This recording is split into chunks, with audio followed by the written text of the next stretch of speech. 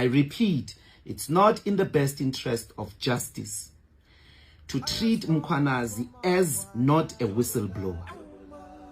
Whistleblowers in this country are an endangered species. They get intimidated, they get killed. It's important for all of us, from the most powerful to the most humblest of us, to protect whistleblowers.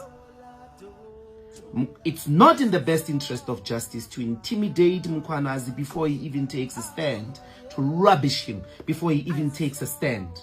It doesn't. Whoever does that is not on the side of the people.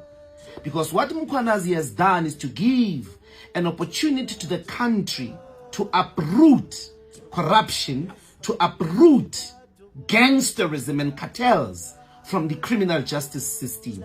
An opportunity that could have only been given by a whistleblower.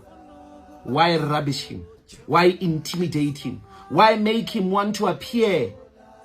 But that when he comes finally in front of whatever inquiry, he is coming in doubt of himself and in doubt of his story.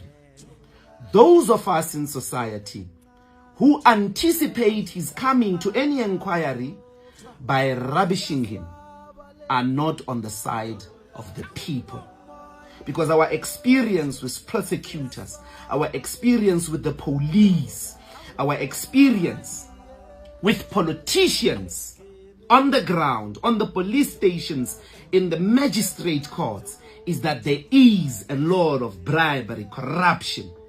And Mkhwanazi has given us an opportunity to uproot that as a country, to restore integrity into the criminal justice system. We must take this opportunity with both hands. We must help, as opposed to treating him as an antagonistic force. There is no mess that he has done. He has exposed the mess. We must accept this opportunity, welcome it, and isolate all the forces that seek to discredit this process. That's my view. And I invite all of us as South Africans that in the interest of the history of whistleblowers in this country, who blow the whistle and end up being killed and end up as endangered species, let's protect General Mkhwanazi, all the processes of inquiry. Let us help the process of uprooting corruption.